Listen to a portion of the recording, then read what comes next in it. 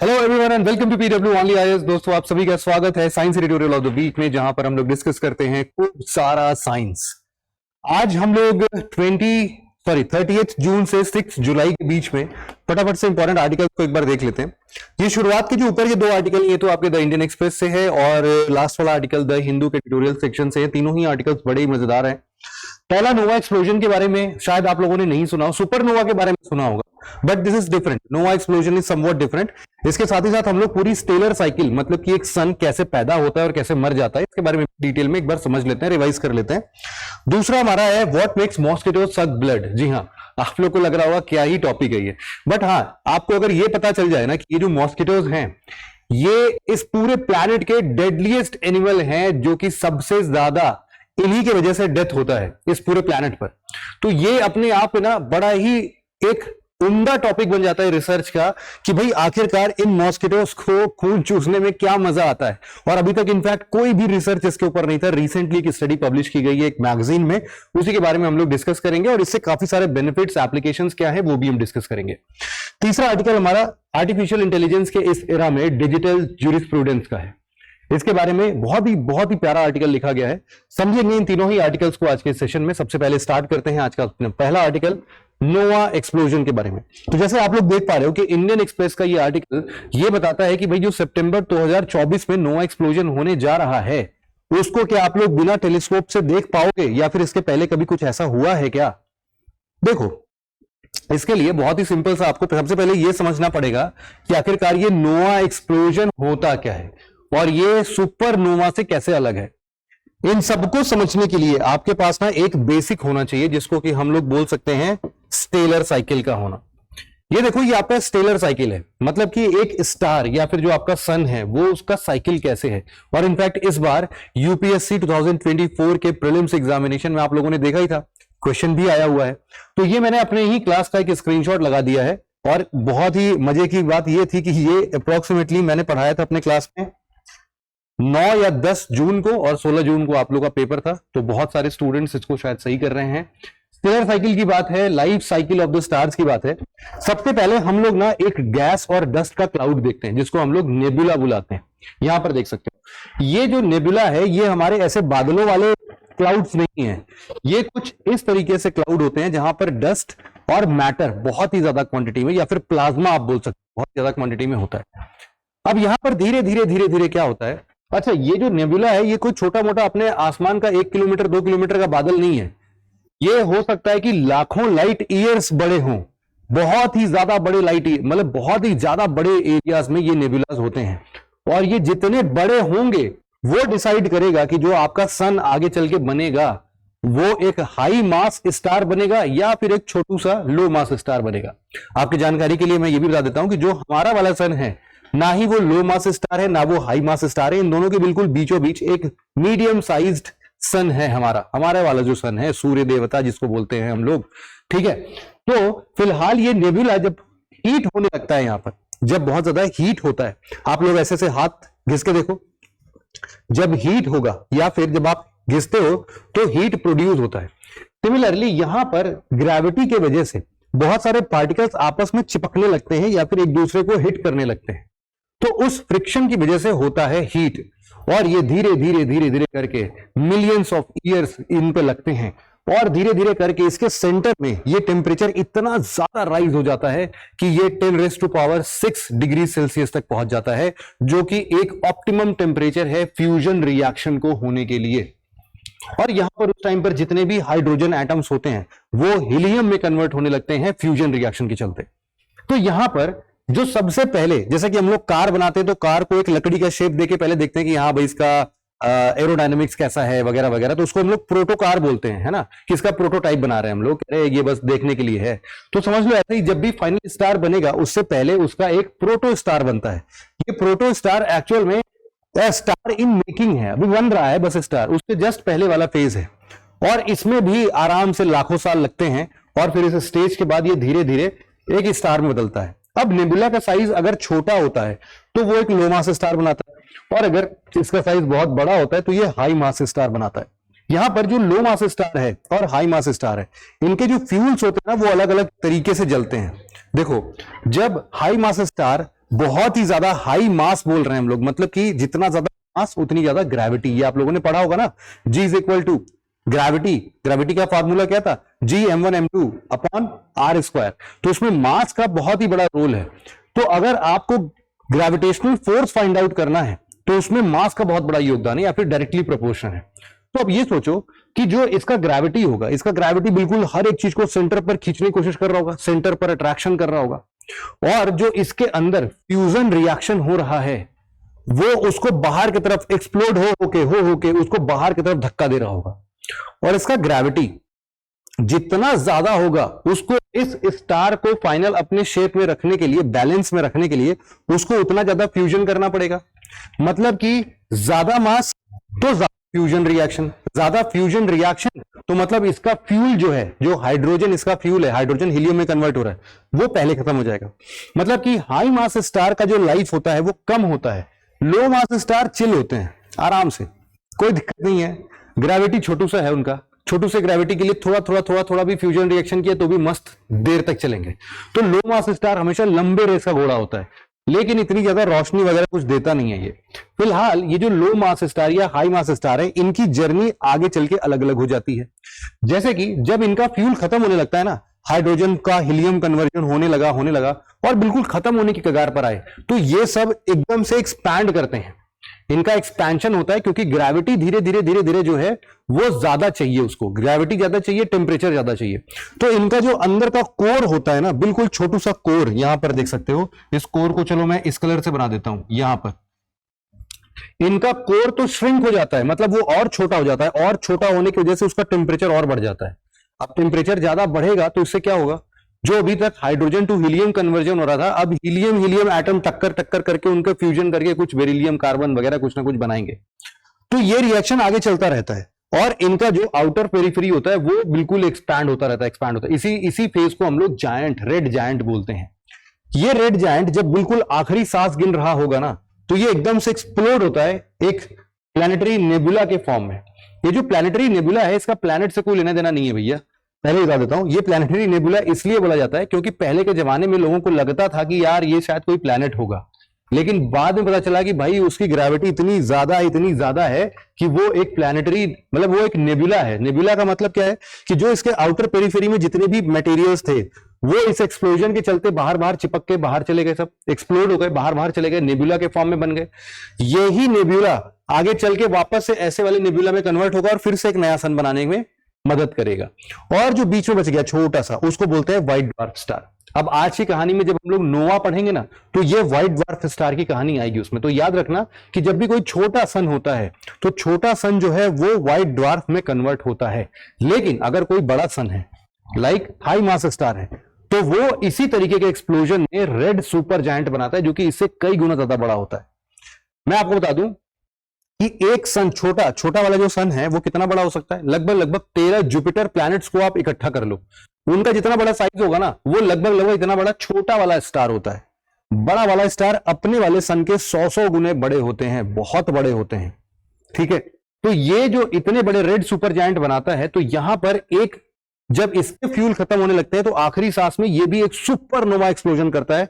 बोला जाता है कि भाई हमारे पूरे ब्रह्मांड में सबसे ज्यादा लाइट अगर कभी निकल रही होगी तो इस सुपरनोवा एक्सप्लोजन से निकलेगी फॉर अ मोमेंट। पूरे गैलेक्सी में एकदम लाइट ही लाइट हो जाएगी। तो सुपरनोवा एक्सप्लोजन है ना। अब यहां पर सुपरनोवा एक्सप्लोजन के बाद जितना भी इसके आउटर पेरिफेरी में मटेरियल था वो सब बाहर निकल गया। इतना भयानक एक्सप्लोजन था। इस भयानक एक्सप्लोजन के चलते जो लास्ट में इसका कोर बचता है, यहां पर हम लोग क्या करते हैं, अगर इसका मास जो है वो हमारे सन के, इसको हम लोग सोलर मास बोलते हैं। सोलर मास बोले तो अपने सन का मास, अगर हमारे सन के मास से 1.4 टाइम से लेके 3 टाइम तक के बीच में है ना, मतलब कि 1.4 टाइम्स ज्यादा, लेकिन इतना ज्यादा भी नहीं कि उसके 3 गुना ज्यादा हो जाए, 3 गुना से कम। अगर उस मास का ये कोर बन गया, जितना मास हमारे सन का है उससे 3 गुना से कम मास अगर इस छोटे से कोर का हो गया, तो फिर ये एक्चुअल में एक न्यूट्रॉन स्टार में कन्वर्ट होता है। लेकिन अगर इसका मास और ज्यादा बड़ा है, 3 सोलर मास से भी ज्यादा हो गया, तो इसको हम लोग बोलते हैं, ये फाइनली कन्वर्ट होगा ब्लैक होल में, ठीक है। तो ये दो तरीके के, अगर बड़े स्टार हैं तो वो या तो न्यूट्रॉन स्टार में कन्वर्ट होगा या फिर ये ब्लैक होल में कन्वर्ट होगा। कभी कभी न्यूट्रॉन स्टार बहुत तेजी से नाचने लगते हैं और नाच नाच के पल्सेस में आपके क्या बोलते हैं, सॉरी पल्सेस में नहीं, नाचते नाचते बहुत तेज से रेडियो आपके लाइट्स को इमिट करते हैं। उस केस में इसी को हम लोग पल्सर बुला देते हैं, है ना। तो न्यूट्रॉन स्टार ही आगे चल के पल्सर भी बन सकता है। तो neutron star, Pulsar, black hole, white dwarf, ये सारे के सारे स्टार्स के अंतिम समय हैं, जब मर जाता है स्टार तब का है ये। तो अब समझते हैं ये जो व्हाइट ड्वार्फ है ना, ये व्हाइट ड्वार्फ यार सारा का सारा मास तो इसके अंदर ही छिपा हुआ है। जैसे इस कोर के अंदर ही पूरे इस सन का मास कॉन्सेंट्रेट हो जाता है। इस ब्लैक होल को इसीलिए हम लोग बोलते हैं कि भाई पिन पॉइंट पर इनफाइनाइट डेंसिटी रहती है भैया साहब, इसकी इतना ज्यादा है कि वो एक ही पॉइंट पर सारा कंसेंट्रेटेड रहता है। इसी के चलते आप ये बोल सकते हो कि अब ये सुपरनोवा आप लोगों ने समझ लिया और स्टार के बेसिस पर ये समझ लिया कि भाई ये व्हाइट ड्वार्फ स्टार क्या है, ये ब्लैक होल क्या है। लेकिन अब एक मुद्दा ये आता है कि कई बार ऐसा होता है कि हमारे ये जो व्हाइट ड्वार्फ स्टार हैं और ये मान लो कोई भी एक रेड जायंट स्टार है, इन दोनों का एक सिस्टम बनता है। मतलब कि एक सिस्टम में दो स्टार हैं और उनके अलग अलग एज है। तो इन जब दो स्टार्स का आपस में आमना सामना होता है, मतलब व्हाइट ड्वार्फ स्टार कोई होगा पहले का और बाद में ये बन गया रेड जायंट। तो इन जब रेड जायंट और व्हाइट ड्वार्फ स्टार का एक साथ कभी आमना सामना होता है तो किसकी पास ग्रेविटी ज्यादा होगी? जायज सी बात है, व्हाइट ड्वार्फ स्टार के पास ग्रेविटी ज्यादा होगी। जब इसके पास ग्रेविटी ज्यादा होगी तो ये इसके मटेरियल्स को अपने तरफ पुल करने लगता है और इसके वजह से खतरनाक एक्सप्लोजन्स होते हैं जिनको हम लोग थर्मोन्यूक्लियर एक्सप्लोजन्स बोलते हैं। आप यहां पर देख सकते हो, जैसे कि ये हमारे लिए क्या है, व्हाइट ड्वार्फ है और ये हमारा रेड जायंट है। ये रेड जायंट से सारा का सारा स्टेलर मटेरियल बोले तो हाइड्रोजन वगैरह ये सब अपनी तरफ खींचने लगता है और इसके चलते यहां पर बहुत ही बड़े लेवल पर हमारे थर्मोन्यूक्लियर एक्सप्लोजन होने लगते हैं। इन थर्मोन्यूक्लियर एक्सप्लोजन्स के होने को ही नोवा बोलते हैं। ठीक है, इसी को नोवा बोलते हैं। और ये जो नोवा होते हैं ना, ये ऐसा नहीं है कि एक ही बार में पूरा खत्म, नहीं, ये hundreds of thousands of year मतलब लाखों साल चल सकते हैं ये। और ये बीच बीच में जलते बुझते रहेंगे, मतलब कि हजारों साल चल सकते हैं, सैकड़ों साल चल सकते हैं ये। और ये जलते बुझते रहेंगे, ये बार बार इसको खींचेगा, थर्मोन्यूक्लियर एक्सप्लोजन होगा और फिर वो शांत रहेगा, फिर थर्मोन्यूक्लियर एक्सप्लोजन होगा। तो ये ना एक रिपीटेड साइकिल्स में चलते हैं। इसी को हम लोग बोलते हैं repeated events of hundreds and thousands of year along. और यहां पर बोलते हैं dramatic instance of star exploding as it interacts with another nearby star. इसमें होता क्या है, इसमें देखो, इसमें होता है अभी के लिए क्या हो रहा है कि हमारे जो अभी रिसेंट सितंबर 2024 में हम लोग अपनी नग्न आंखों से उसको देख सकते हैं, उसका फंडा है, उसका नाम है टी कॉर्नाई बोरियोलिस। यहां पर एक्चुअल में ये एक ऐसा स्टार है जिसको हम लोग ब्लेज स्टार भी बोलते हैं। और ये दो स्टार का जो सिस्टम है वो व्हाइट ड्वार्फ और रेड जायंट स्टार का है। नोवा तो देखो वैसे किसी भी दो स्टार सिस्टम को बोल सकते हैं, लेकिन जो अभी वाला अभी वाला जो नोवा एक्सप्लोजन की हम बात कर रहे हैं उसमें ये दो शामिल हैं। व्हाइट ड्वार्फ इतना बड़ा है कि लगभग हमारे अर्थ के बराबर ही है। अभी वाला जो हम बात कर रहे हैं ये हमसे 3000 लाइट ईयर्स दूर है, ये 3000 लाइट ईयर दूर। और ये जो व्हाइट ड्वार्फ अपने अर्थ के जितना है, लेकिन इसका मास जो है ये हमारे सन के जितना है। अब आप समझ सकते हो कि सन के सामने अर्थ तो एक सिंगल छोटा सा बिंदी टाइप का लगता है। अब उस पूरे सन के मास को हमने कॉन्सेंट्रेट करके एक पिन पॉइंट अर्थ जैसे पर लेते आए हम लोग। तो ये व्हाइट ड्वार्फ है और उसके जस्ट बाजू में कौन सा है, रेड जायंट है। तो रेड जायंट अपने आप में अपने सारे फ्यूल को उसके तरफ खींचते हुए देखना चाहता है, मतलब ये देखते जा रहा है। और इसीलिए ये जो 2 स्टार सिस्टम है इसको हम लोग बोलते हैं नोवा एक्सप्लोजन। तो आई होप अब ये वाला फंडा क्लियर होगा कि नोवा किसको बोलते हैं और सुपरनोवा किसको बोलते हैं। सुपरनोवा इज लाइक अंत ऑफ स्टार, है ना, खत्म हो गया, मर गया स्टार, भैया अब तुम्हारा नहीं बचा है। लेकिन नोवा का मतलब आपका स्टार खत्म नहीं हुआ है, अभी मरने के कगार पर जा रहा है धीरे धीरे। अभी थर्मोन्यूक्लियर एक्सप्लोजन अभी हजारों साल चलेगा, टेंशन मत लो, है ना। तो एक लॉन्ग इवेंट है ये नोवा। ठीक है, आई होप ये वाला आपको फंडा क्लियर होगा। और यही हम लोग बोल रहे थे कि ह्यूज थर्मोन्यूक्लियर एक्सप्लोजन होगा और ये स्टार को कंप्लीटली डिस्ट्रॉय नहीं करेगा, है ना। इसी चीज को जब एक स्टार अपना ही स्टार खाने लगे, तो जैसे ऐसा नहीं होता कि अगर एक इंसान दूसरे इंसान को खाने लगे तो हम लोग उसको क्या बोलते हैं, नरभक्षी बोलते हैं उसको हम लोग, है ना, कैनिबलिज्म बोलते हैं उसको, कैनिबलिस्ट बोलते हैं। तो समझ लो इसी को हम लोग इसीलिए स्टार कैनिबलिज्म कि भाई तुम अपने ही सिस्टम का अपना ही स्टार खा रहे हो, भाई साहब कैसी सी देन है तुम्हारी। बट ये तो नेचुरल इवेंट है, हम कुछ नहीं बोल सकते, बस हम टर्म देते हैं इस चीज को इस तरीके से। तो अब ये जो स्टार TCR-B वाला अपना है नया अपना बोरियोलिस, यहां पर आप देख सकते हो कि ये हर 80 साल बाद ऐसा एक्सप्लोजन देखने को मिलता है। उसी को प्रेडिक्ट करके हम लोगों ने बोला है कि बस अब ये सितंबर 2024 में आने वाला है। तो आप इसको देख सकते हो अपने टेलीस्कोप पे, बिल्कुल देख सकते हो, बिना टेलीस्कोप के देख सकते हो, और इसका लोकेशन वगैरह भी जैसे जैसे ये पास आएगा और क्लियर हो जाएगा। लेकिन ऐसा नहीं कि ये एकदम आसमान में एक्सप्लोजन जैसा दिखेगा, रात में आपको दिख जाएगा, तारे जैसा दिखेगा। पहले वो तारा नहीं दिखता होगा और आपको लगातार कुछ दिनों तक वो तारा दिखेगा और फिर गायब हो जाएगा, ऐसा ही होगा। उसको अगर आप टेलीस्कोप से देखोगे तो आप थोड़ा सा और एक्सप्लोजन के फॉर्म में भी देख सकते हो। तो ये था हमारा आर्टिकल, ये वाला। अब हमारा जो अगला आर्टिकल है वो है कि क्यों भाई मॉस्किटो ब्लड सक करते हैं, है ना। मॉस्किटो ब्लड सक क्यों करते हैं। यहां पर एक रीसेंट स्टडी जो आई थी उसके बेसिस पर पढ़ते हैं कि ये जो ब्लड क्रेविंग है उनके अंदर, जैसे हम लोग के अंदर भी भूख लगती है। मान लो कि जब भी हम लोग ऐसा देखते हैं ना कि, सबसे बेस्ट एग्जांपल देता हूं, आप एक काम करना, आपके पास हाजमोला की शीशी होगी ना, उस हाजमोला की शीशी का ढक्कन खोलना और उसको एक बार महकना।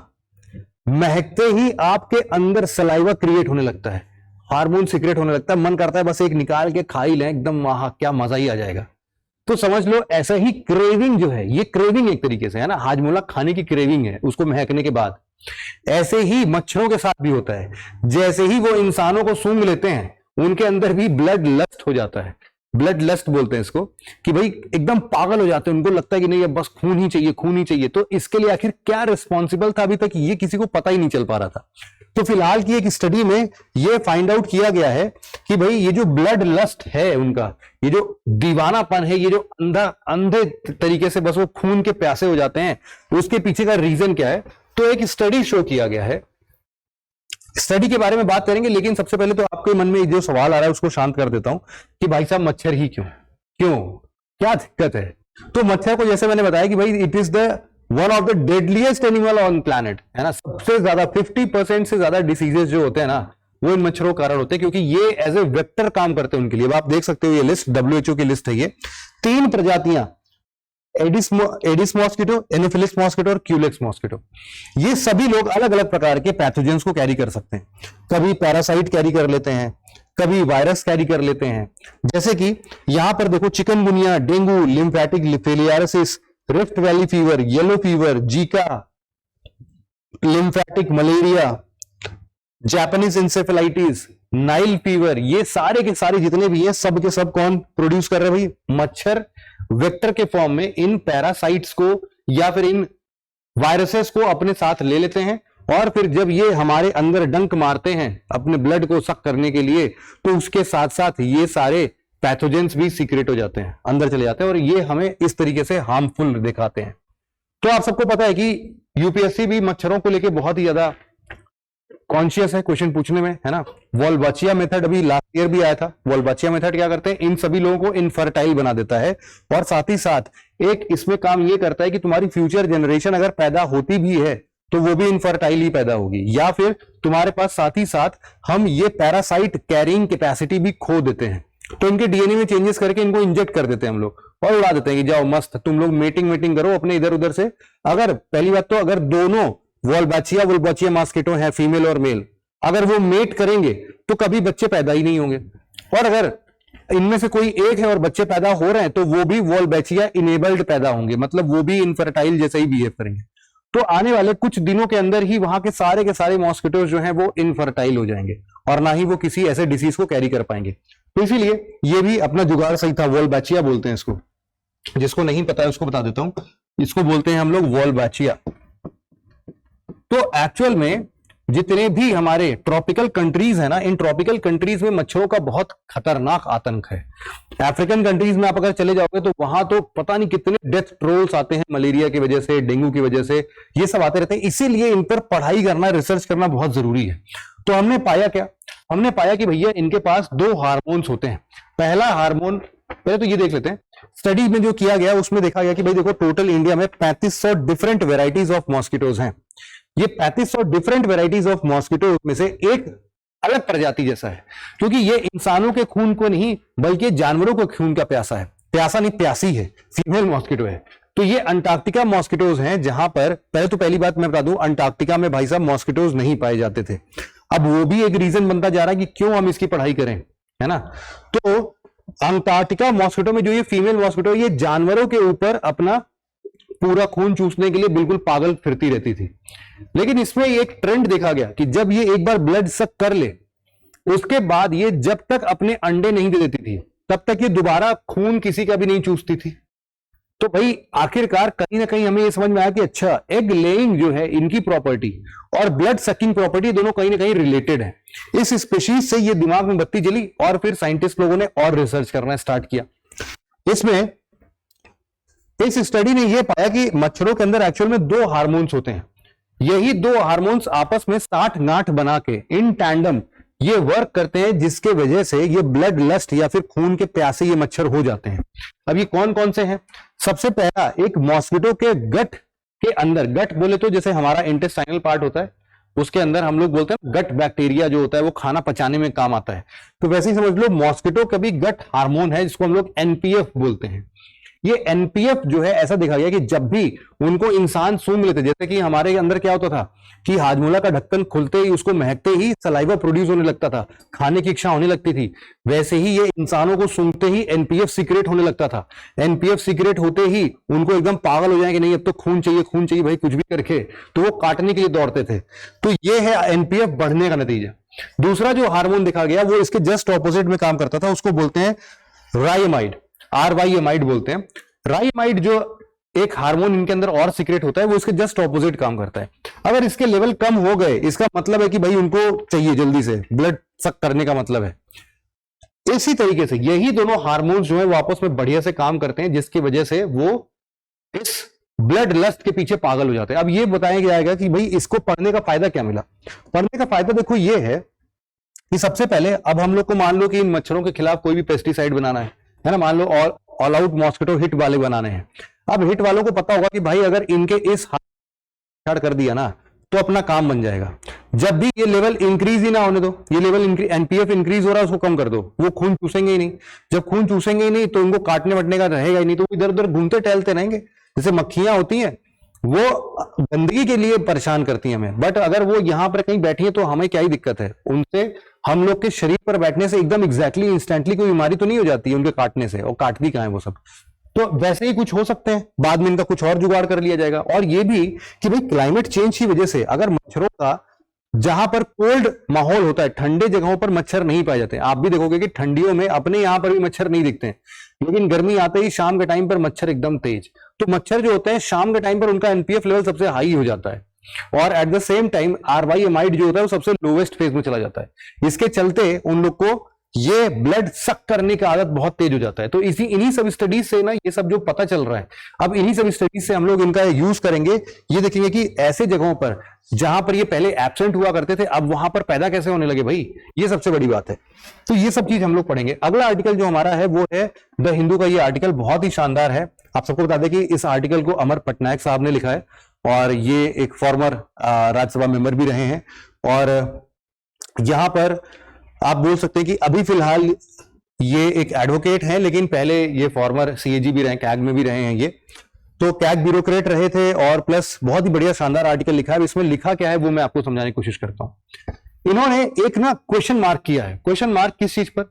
डिजिटल ज्यूरिस्प्रूडेंस पर। सबसे पहले मैं आपको ज्यूरिस्प्रूडेंस का मतलब समझाता हूं। देखो ज्यूरिस्प्रूडेंस का मतलब ये होता है कि देखो जो भी लॉज आप बना रहे हो, आखिरकार उसके पीछे के सवाल जवाब का आंसर देना स्टार्ट करो। कोई लॉ अगर बनाया जा रहा है तो क्यों ये लॉ आया, क्या जरूरत पड़ गई इस लॉ को बनाने के लिए, कितने टर्म्स रखे गए, किनके लिए बनाया गया है।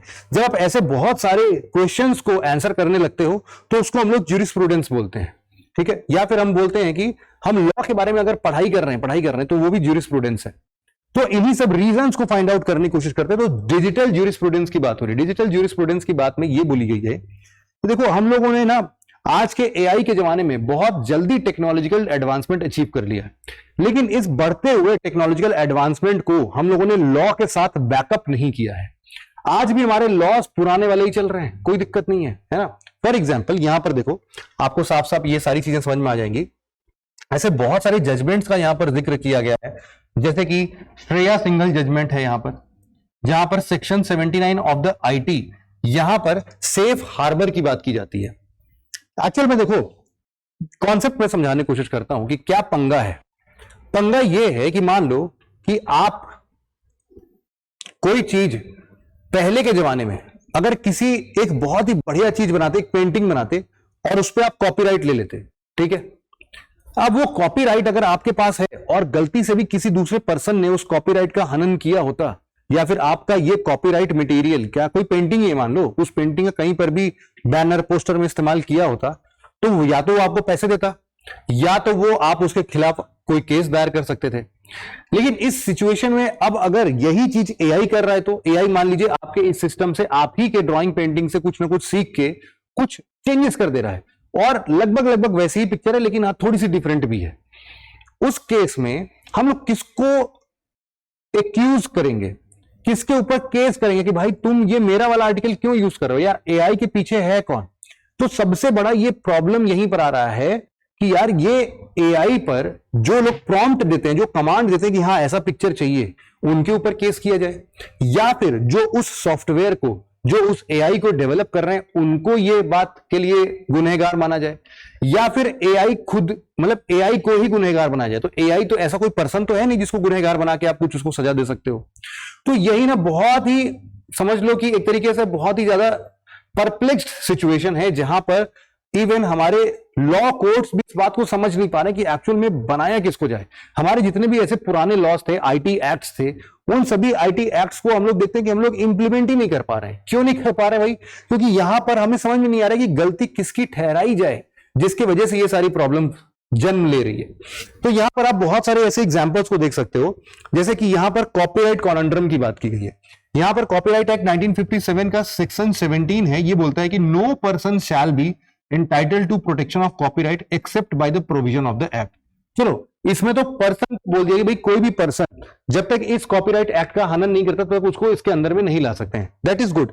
लेकिन अब सेम टू सेम वही केस मान लेते हैं, है ना। मान लीजिए कि आपने एक एआई से कोई काम बोला, मान लो कि आप एक बहुत बड़े सेलिब्रिटी हो, है ना। आपने एआई को कुछ बोला काम करने के लिए, और उसने उल्टा आपको डीफेम कर दिया, है ना। डीफेम मतलब कि आपको कुछ उल्टा पुल्टा बोल दिया। अब उस केस में आप किसके ऊपर एक्शन लोगे? जिसने उस एआई को बनाया है, या फिर उस एआई के ऊपर खुद ही एक्शन लोगे? तो ऐसे जो परप्लेक्स्ड सिचुएशन आते हैं ना, कि ये ऐसा डिफेमेशन का केस है, कॉपीराइट का केस है, ये सारी की सारी सिचुएशन में हम ब्लेम किसको करने जाएंगे? और दूसरी चीज देखो, हम लोग हमेशा से आईटी एक्ट के अंदर में ये भी लिखा हुआ है कि भाई अगर आपका कोई भी मैटर बहुत इंपॉर्टेंट है तो आप उसको पब्लिक प्लेटफॉर्म पर मत अपलोड कीजिए, या फिर अगर कभी आपने अपलोड किया तो उसको डिलीट कर दीजिए भाई पूरे तरीके से। तो मान लो हमने डिलीट कर दिया, अब तो कोई सीखने वाला नहीं है। लेकिन मान लो जब तक अपलोडेड था उससे ऑलरेडी एआई डेटा निकाल के सीख चुका है, तो how can we unlearn the AI system? जो वो सीख चुका है उसको भुलाएंगे कैसे एआई को? ये तो पॉसिबल ही नहीं है ना। और फिर इस केस में जब वो मेरे से मेरा ही बात, मेरी ही क्रिएशन से सीख के वो उस लेवल तक पहुंचा है, तो भाई उस एआई ने मेरे को क्या दिया? मुझे कुछ रॉयल्टी मिली, कुछ पैसे मिले, या फिर मुझे किसी भी कंट्रीब्यूशन में गिना जा रहा है? नहीं गिना जा रहा है। तो इनफैक्ट जो पूरा मैटर डिलीट कर भी दे अगर हम लोग, उससे अगर एआई ऑलरेडी सीख चुका है तो उसको अनलर्न नहीं कर सकते, और जो भी वो चीजें प्रोड्यूस कर रहा है अगर वो मुझसे सीख के गया है तो हम उसकी रॉयल्टी नहीं ले सकते। इन सभी प्रॉब्लम्स को अब वो समय आ गया है राइटर के हिसाब से जब हमें इन सब का सॉल्यूशन फाइंड आउट करना चाहिए। और इसी सॉल्यूशन के लिए वो कुछ स्टेप्स की बात करते हैं कि यार हम लोग क्या करते हैं, जैसे आप लोगों ने बहुत सारे गेटी इमेजेस टाइप के वेबसाइट्स देखे होंगे, जहां पर ना भंडारा है इमेजेस का, जैसा भी इमेज चाहिए वहां पे मिलेगा। तो वो यही बोल रहे हैं कि देखो डेटा सेट्स का भी ना ऐसा एक भंडार बना देते हैं, ऐसे अलग अलग वेबसाइट्स पर बना देते हैं, और हम लोग के पास भी ऑप्शन है कि हम लोग अपना डेटा बेचना चाहते हैं तो बेच देते हैं। जिसको इस्तेमाल करना होगा वो वहां से खरीद, जैसे गेट इमेजेस के साथ में कि किसी ने अगर वो पिक्चर इमेज क्रिएट की है और आपको वो इस्तेमाल करना है तो आप उसको खरीद लो, खरीदने के बाद आप इस्तेमाल करो, क्या ही दिक्कत है। सेम टू सेम ऐसा ही हम एआई के साथ में कर सकते हैं। इनका एक और बात कहना है कि देखो यहां पर हम लोग एक ऐसा सिचुएशन भी लेके आ सकते हैं जहां पर हम लोग एक लिमिटेड सिस्टम पे हम लोग एआई को ट्रेन करें, देखें कि वो कैसा बिहेव कर रहा है, और एट द सेम टाइम वो जैसा बिहेव कर रहा है, जहां से जितनी चीजें लर्न करके लेके जा रहा है, उसके बेसिस पर हम लोग एक लिमिटेड फ्रेमवर्क में कुछ लॉज एस्टैब्लिश करने की बात करें। एक छोटे सैंपल साइज पर वर्क करने की बात हो रही है, जिसको कि बाद में फिर बड़े लेवल पर इंप्लीमेंट किया जा सके। तीसरा जो है, यहां पर लाइसेंसिंग चैलेंजेस के कुछ इश्यूज जो सामने आ रहे थे, उसको रिजॉल्व करने के लिए एक पोटेंशियल सॉल्यूशन ये है कि हम एक सेंट्रलाइज्ड प्लेटफॉर्म का क्रिएशन कर दें। ठीक है, वही जैसा मैं अभी बता रहा था, स्टॉक इमेजेस हैं, गेटी इमेजेस हैं, उनके जैसा कुछ ये इमेजेस को हम लोग बना देते हैं, तो वहां से जनरेटिव एआई अगर लेता है, सीखता है, तो वो भी पैसे देगा भाई, वहां से बिना परमिशन के उठा नहीं सकता वो। इन सब चीजों को मिला के हम इस एआई एरा में कुछ अच्छे लॉज फ्रेम कर सकते हैं। तो यही सारे आर्टिकल्स थे आज के। आई होप कि आपको ये सारे आर्टिकल समझ में आए होंगे, और अगर कोई भी डाउट है, ये पीपीटी, ये पीडीएफ जो है आपको वो इस टेलीग्राम चैनल पर मिल जाएगा। साइंस एंड टेक से रिलेटेड अगर और भी कुछ इंटरेस्टिंग इंफॉर्मेशन आपको चाहिए, कुछ डाउट्स वगैरह हैं, तो आप इस टेलीग्राम चैनल को ज्वाइन कर सकते हो। और आज के डिस्कशन में भाई इतना ही था। Thank you very much for listening it very patiently friends. Have a nice day. Thank you.